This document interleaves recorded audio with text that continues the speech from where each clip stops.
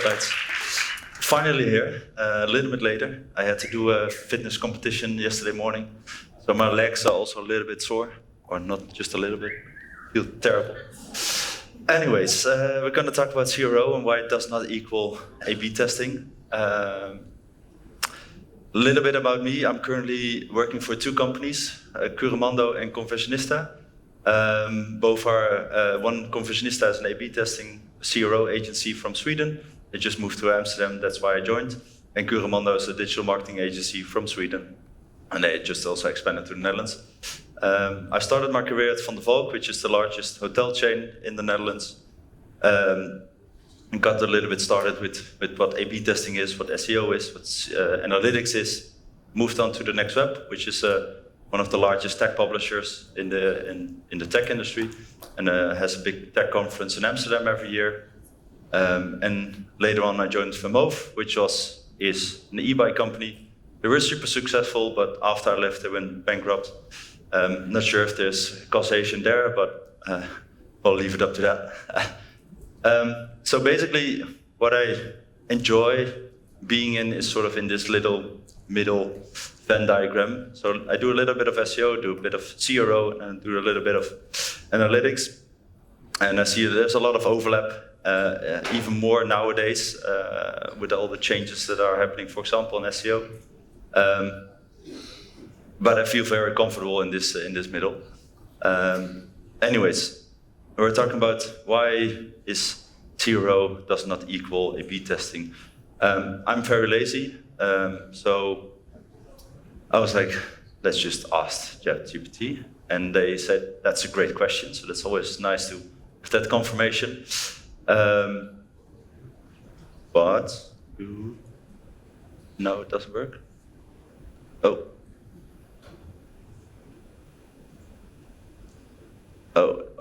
Wait. I changed colors, but it's hard to see. Anyways, so that makes it a little bit shitty.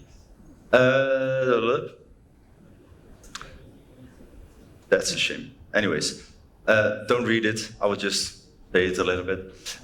The main thing is that CRO is not just A/B testing, because CRO is a broad strategy focused on improving the rate at which the website visitors are completing a desired action. And I think that's the main takeaway of what CRO is. And that can, in the end, be anything what you're actually doing to improve that.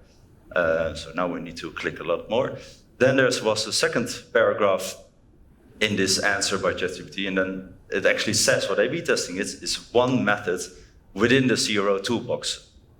And I think that's the main gist of it, why I'm a bit bullish on this, because I see so many presentations, so many people talking about CRO, and what they actually mean is A/B testing. But there's so much more within this toolbox. Right. So there's a lot in this toolbox. But what actually is in this toolbox? That's why I like to use a pyramid. This is a little bit of a hierarchy of evidence. So there's a lot of levels you can sort of get into to collect a lot of evidence of what you're actually doing. It kind of starts with, basically the lowest level, it's your expert's opinion. There's some case studies out there, there's some public general knowledge out there, some best practices. It's basically asking just a random person, what do you think of our website? But it can also be the hippo or the zebra within your organization that is complaining about something on your website. Once you move up a little bit, so you want to get a little bit more data in, you're gonna maybe do a little bit more of market research. So you're gonna do some heuristics evaluations, you're gonna look at external reports, external sources, maybe even do some meta-analysis externally to get a little bit more confidence of, hey, what should I improve on my own website? Then we move up to the third level within the pyramid, and then you're actually collecting some quantitative and qualitative data. So you're actually looking to your own website at what's happening. So you check Google Analytics or any other web analytics tool. You're using maybe some surveys data, so you're actually asking people, what do you think of our website? What's going good or better on our own website, and what can we improve? You might even look into the data that the sales team has, or that your customer support team has. They often have a lot of data because they're actually talking to your clients. And you can use that very easily to improve your website. And finally, we're getting to, let's say, A/B testing or MVT experiments, or what scientifically they call it, randomized controlled trials. So now we're finally talking about A/B testing. But what is then on top of that? That actually is the meta-analysis of the A/B test you are actually doing. And we'll dive into that a little bit more later, what it actually means. What is also good to know why it's a little bit of a pyramid is that the higher you get up in the chain, so to speak, you actually lower the risk of your bias that you have on the data. So the data when you're asking just one person, you have a lot of risk that there's a lot of bias involved because he or she is the CEO. So of course he has an opinion about the website. It's always fantastic. But there's the same thing is then that you run in, because you're only talking to one person, you don't have a lot of evidence. So your evidence level, the quality of your evidence is actually super weak. So the more you move up in the chain, actually improving the quality of evidence. And what is below all of this is just anecdotes, it's gut feeling, it's forums, it's your competitors, it's those LinkedIn lunatics that share A/B testing, A/B test that had like a 50% uplift, which 9 out of 10 times is completely bullshit. It's all those which test one kind of websites that share amazing results that are, if you dive into the statistics, are not always true. It's those award shows that also pump up the numbers. So don't see them as evidence. Sure, it might inspire you to go into a certain direction, but it's not evidence. In the end, hopefully you as an organization, you want to move up in the chain, you want to, in the end, do a lot of experiments so you can actually do a lot of meta-analysis on your experiments, so you actually have a lot more confidence that you know what you're doing. But it also means that you need to improve a lot within your own organization. It's not just start A/B testing. You need to have the right infrastructure to get shit done. So that means you need to have the right tools. You need some sort of a process at some point in time. You need a good organization, so you need your stakeholder management to apply there as well. You need a good culture that people actually want to experiment. A lot of people are a little bit hesitant to experiment because that also means that their kind of job is on the line, or at least that's what people feel often. And you need a certain focus. And I noticed that often is like the main question everyone should ask is actually, how does this organization make money? And that should be the focus that you want to improve. Because these building blocks can be a bottleneck within your organization or within your client to actually optimize the website. And hopefully you get into a sort of maturity level. So you start as sort of a MacGyver kind of person. There's just one person who does a lot of A/B testing or just hacking around the website, like this growth hacker. And hopefully you get to a level of, let's say, level 5 master level. This is the framework that we have within Confusionista around maturity levels. And hopefully you get into the sort of the mode that you are becoming this, let's say, Booking.com, Spotify kind of company. Netflix as well, that experiments continuously, and it's just part of the full process of launching a new feature, for example. And it means that your focus is not just one person, it's not a team, but it's actually an entire company, even the CEO, or actually even maybe an intern that just started last week has an influence on experimentation. Your organization is completely, hopefully data-driven. It's not just looking at your own gut feeling or just looking at GA, but actually, it's in the DNA, and you have the right tools. So maybe, if you look at, for example, of course, the Booking.coms of this world have their own A/B testing platform built within. They don't use an external one, but it really depends, of course, on the organization you are at. So I want to dive into this pyramid a little bit more and actually see what it actually means, because it's not just A/B testing. There's a lot of steps you can do, and I'm also not trying to say that A/B testing or actually the meta-analysis of it is the holy grail. There's a lot of value in the lower layers that can actually improve your website massively. So I want to dive into that. So if you look at the expert's opinion, you often have a HIPPO. So I'm not sure if you're familiar with it, but a HIPPO stands for the highest paid person opinion. So that's often the CEO, the CMO, the kind of person that they have a lot of opinion, but they also get paid a lot. So they just say, I want to do X, Y, or Z, and I don't care. But you also have the zebra within your own organization often, and that's the zero evidence, but really arrogant. That's often more like a sales director, the marketing manager, maybe like a tech lead. They think they know what they're doing. So they are saying, I don't want to do experimentation because I know what I'm doing. We need to go in this direction or that direction or whatever. But what is the value is actually talk to those people and then say, when was the last time you actually bought something on your own website? You often see that, especially within bigger organizations. Let's take a hotel chain. Internal people can just book an hotel within their own hotel chain, but then via a separate platform. That's just like an internal platform.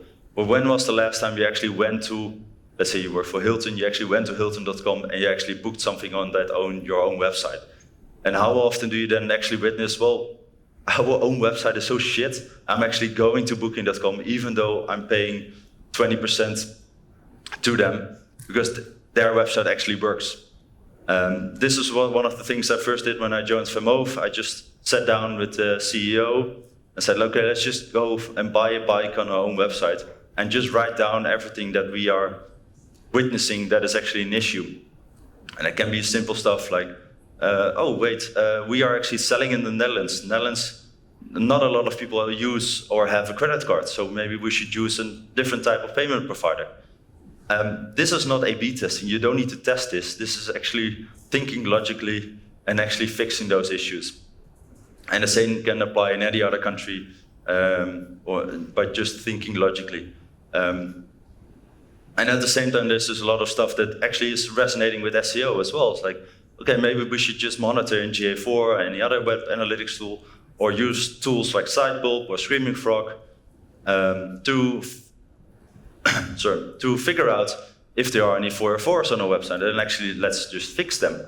But same for internal 301s. Actually monitor that your main conversions that you have on your website, that they actually work. And not you can measure it, but you can also do it yourself. So often I see like contact forms that don't work. You fill in the form, but you never get a response because maybe that form gets sent to a certain inbox that nobody's checking anymore because the person who was checking it left the company 6 months ago. And lastly, it's like check your own website once.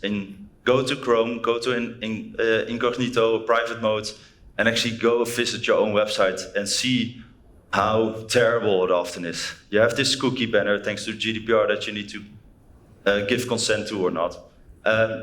You have to decline or accept your push notifications. There's a newsletter pop-up with a 10% discount code. There's a coupon code discount model that you see. And here's an intercom chat that's also bubbling up after 10 seconds. So often you go to these websites and it's like, what the fuck are you guys doing? And that's 9 out of 10, it's just like, people internally don't realize how bad their own website is because they only see it when they are logged in, when they already have accepted their own cookies, they've already declined their push notification pop-ups. So that's why go into incognito mode and see your own website again from a sort of outside perspective. Not just do it on desktop, on your own laptop, but actually try to do it on your mobile as well, and you might see that's even worse. And another thing might be, if you don't accept the cookie banner, why is GA4 still loaded? So maybe that's something you should check as well. There's a good argument, by the way, to still have it loaded, but I see so many websites that have a cookie bot or a OneTrust consent banner, but it doesn't do anything. So maybe something to check. So that's already a bit of the first layer. I think you can already make a lot of improvements that just are very obvious. So let's move on to a little bit a level up. And then you get into a little bit more of SEO kind of data, because if you want to do market research, looking into keyword data, looking into Google Trends, this was when I was, I also stand there. Oh, fuck.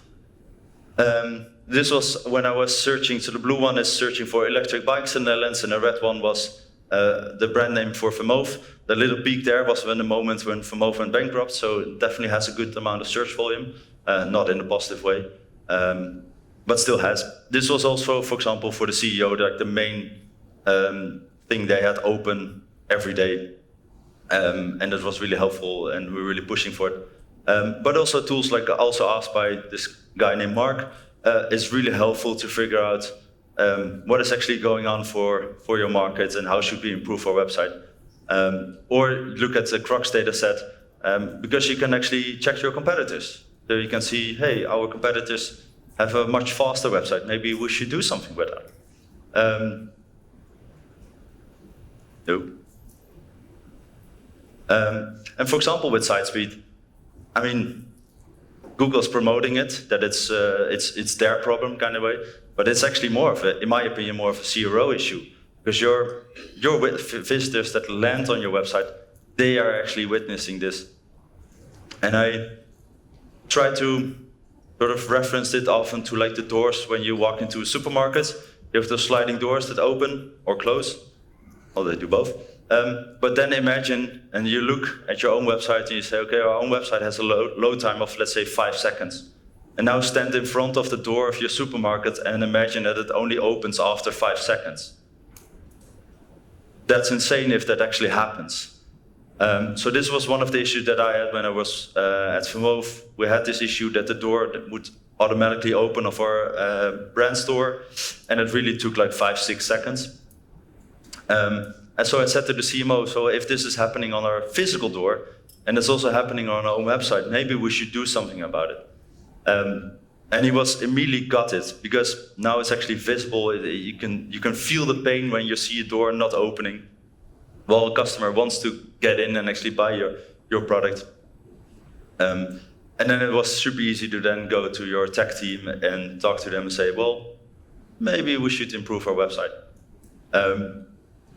And I think one of the new, one of the 3 metrics within the Core Web Vital tool, so the interaction to next paint, is, in my opinion, like one of those perfect CRO kind of metrics, because it's actually on the interaction that's happening on your own website. If you click on, let's say, a model or a tab and something switches over, it doesn't really have anything to do with the SERPs. It's actually happening on your own website. So this is one of those perfect metrics, in my opinion, you should track from a CRO perspective.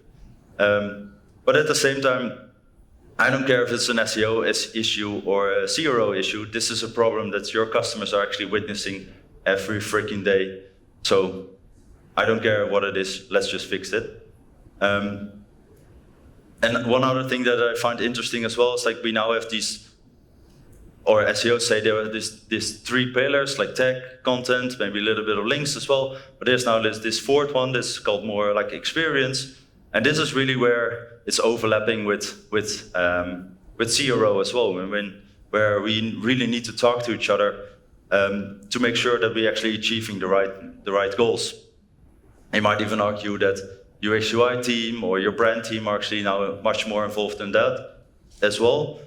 I kind of foresee that maybe SEO was a little bit on an island, same for CRO, but thanks maybe to Google and saying that they make experience levels so much more important, is actually coming closer to each other. And this is, I think, the perfect opportunity to actually sit down and have a coffee with your brand team, with your CRO, with your UX UI designers and say, okay, let's actually design and make a better experience on our own website.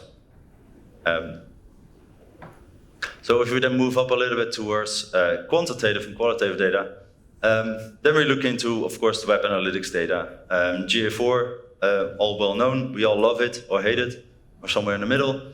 But also tools like Hotjar or Microsoft Clarity, the free, are amazing tools to get a lot of information in. It gives you the opportunity not just to scroll or heat maps, but actually ask little questions to your users. Same, of course, for Search Console and BigQuery, and Bing Webmaster Tools, they have a ton of data. More and more are starting to like Bing Webmaster Tools because they also have a lot of link data for free available. And lastly is like actually talk to your customer support, talk to your sales team, maybe even get some data in from there and push it through an AI tool, and you get a lot of text analysis in. So, for example, when I was at Vermoof, we had kind of a lot of issues with the product. So we just took like the last 10,000 support tickets that came in, and we did some text analysis on, okay, what is actually, so let's say pre-purchase, post-purchase, actually what are the questions? And then us as marketing, we can actually look into what is being asked, let's say pre-purchase. Can we answer those questions? Can we already upfront on a P2P, on the homepage, actually answer those and prevent people from actually asking it to the customer support team? So there was also a clear business case, because if you ask less questions going to the customer support team, you're actually saving money and they can focus on the real issues. This is also, I think, always, so this is Hotjar, but you can use, of course, other tools for it as well. Always a lovely question to ask. Is there anything preventing you from purchasing right now or at this point? It gives you a ton of data. We used it a lot, again, at Vermoof to, for example, improve our website. You need to configure like a 2K bike online. So what can we do within the website and that you feel comfortable of buying a 2,000 euro bike online? So we use this to really build solutions. And the same is, for example, what I love, for example, with Ask Us, you can get so much in of what people are actually asking within the SERPs, and then improving your own help center, for example. So you can think of all the questions people can ask, but why not just check it via Google? I also used it a lot for a financial institution. They were dealing with a lot of questions around filing your taxes. So we used also Ask to figure out what are people actually asking around this topic, and let's just answer them. Super simple, no bullshit around it, just actually answering the questions that people are asking. All right, so then if we move up to a level higher, then we finally are at A/B testing, and then you roughly have probably this kind of process. I would also say it's kind of important to really follow the process in a proper way, because now you get into this point, you're doing science, you're dealing with statistics, you're dealing with power levels. So you get your thoughts in, you might need to do a bit of extra research to finally really write down your hypothesis, and you're gonna do some designing and development, Q&A, very important. We've all been there, that we launched an A/B test that actually broke down the website, at least I have, and lost a shitload of money. That's when live, do your proper analysis, and then hopefully as quickly as possible, implement it if it was a winner or not. I think that is always a key step that a lot of people are forgetting. So you have a winner, and then it still takes 3 months to implement it. Then you're actually losing money. So that's always a step I think you should really optimize for as well. Make sure there's always within the backlog of a development team, time to implement your winners. But also you need to do it in the right way. You want to always increase your velocity, so the amount of tests you can do. Sure, this is limited towards the amount of volume that you have on the website in terms of traffic and conversions. But at the same time, if you start testing a lot, so you increase your velocity, you get into the point that maybe the quality of your tests go down. So you get into this, oh, you're just testing the 50 color shades of blue on a button, and that doesn't probably really move the needle. So you want to make sure your quality is also high. And if you get both right, you hopefully get into this growth zone where you're actually doing the right way, and you're not just creating these one-hit wonders. You're not creating the alibi tests that are nice for your hippos or your zebras. And at the same time, you want to make sure you're continuously improving the stack as well, and improving it, because there's probably some bottlenecks in there that you always need to optimize. And finally, once you do a lot of experiments, you actually kind of know, okay, where are we actually moving the needle in what way? So one of the ways that, or the tools that I like to use is Airtable. So this is for a client of mine where we have the full experimentation strategy happening in Airtable. So all our experiments are in the experiment tab, and we log everything. So we know that an experiment was happening for a certain strategy. So we used it for, let's say, attention. So focus awareness on desired element. That's one of the strategies we want to focus on. And then you can actually, thanks to calculated metrics, see, okay, this is the amount of experiments we did. So this is 71. With 17 winners on this strategy. So that means that we have a win rate of 24%. And then we also actually have a calculation on actual impact, so money, and that's, 29, almost 30%. So that means that we have a clear strategy that's working right now, and we can focus and doubling down on. So we're gonna probably do more experiments within the same strategy. The beauty of it is if you do a lot more experiments, you're not only going to check it for a certain strategy, but you can also check it, for example, for page type. So you can identify maybe over time if the amount of tests and the win rate is actually increasing, for example, for the checkout, or maybe for a product detail page. We also check it on device level, and we also check it in this client, at least on the KPI level. So this is a big OTA, so there's a lot of KPIs happening. So we want to see, okay, the amount of A/B tests that we're running, is it actually moving the business in the right direction? And this is also super helpful because I don't have the slide here, I think. Oh, I do. Because you run into this issue. So this is a little bit of statistics, but if you, let's say you have an 80% significance level, that means in 1 in 5, you are actually saying to a pregnant woman that she is not pregnant.